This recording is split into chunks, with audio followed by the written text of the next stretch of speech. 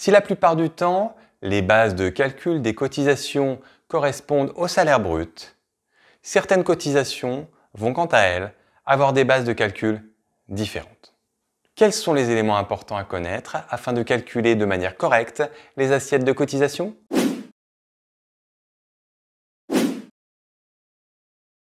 Les bases de cotisation sociale sont aussi dénommées assiettes et constituent la partie du salaire qui sera soumise à cotisation salariale et patronale.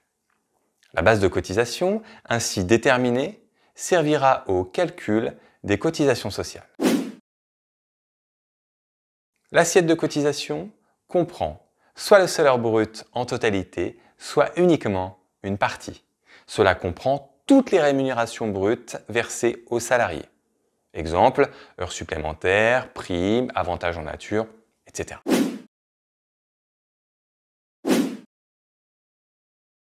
Le plafond de la sécurité sociale est un montant de référence indispensable au calcul de la paie. De nombreuses assiettes de cotisation sont basées dans la limite de ce plafond et d'autres ne seront pas calculées au-dessus de ce plafond. Le plafond de la sécurité sociale est revu à la hausse de manière annuelle par le législateur. En 2022, il est de 3 428 € et en 2023, il sera de 3 666 € par mois. Le plafond de la sécurité sociale sert également au calcul des indemnités journalières en cas d'arrêt maladie, d'accident de travail, de maternité ou de paternité. Le plafond de la sécurité sociale sera proratisé selon le temps de présence du salarié. Lors d'une absence non rémunérée, le plafond du mois sera proratisé en fonction du nombre de jours d'absence par rapport au nombre de jours calendaires du mois. La formule est égale à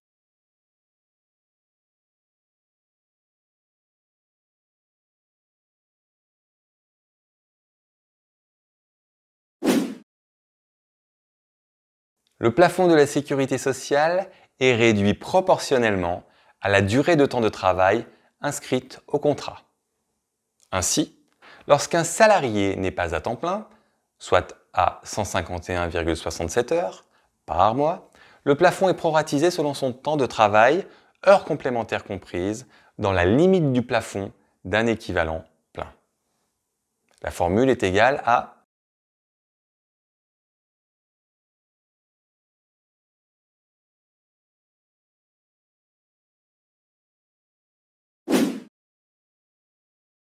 les salariés à employeurs multiples sont des salariés travaillant régulièrement et simultanément pour plusieurs employeurs. La part du plafond de la sécurité sociale incombant à chaque employeur est proratisée selon la rémunération dans la limite du plafond d'un équivalent plein.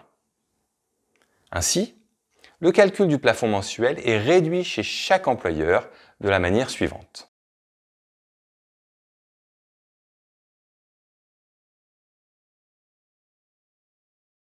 Une autre possibilité est de proratiser le plafond de la sécurité sociale d'un salarié à multiples employeurs selon la même méthode que pour un salarié à temps partiel.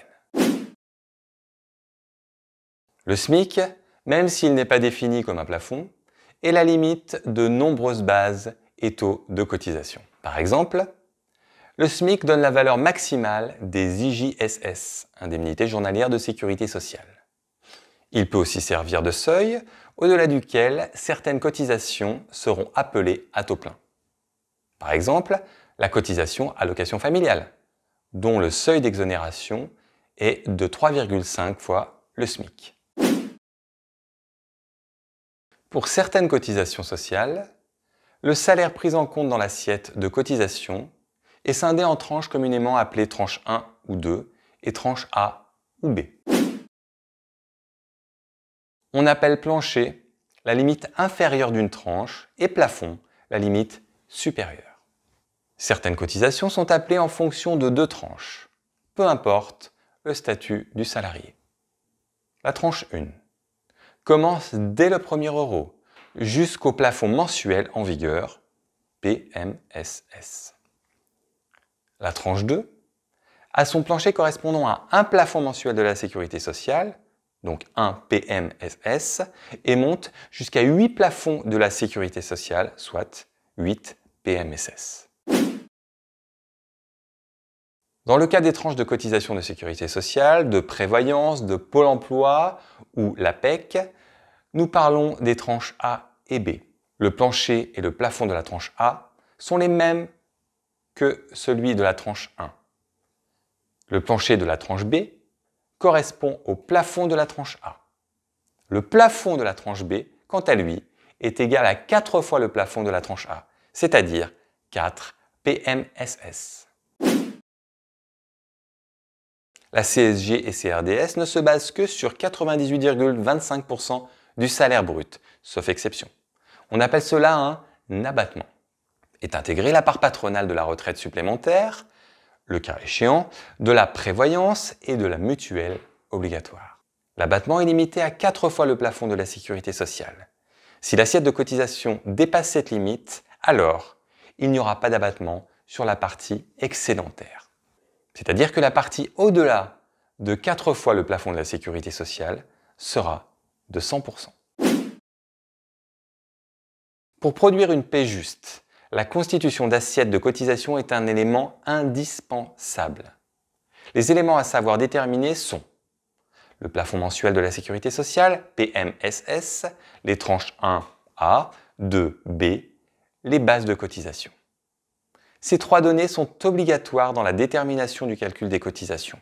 En conséquence, il est nécessaire d'être perpétuellement en veille afin de vérifier que vos données sont correctes.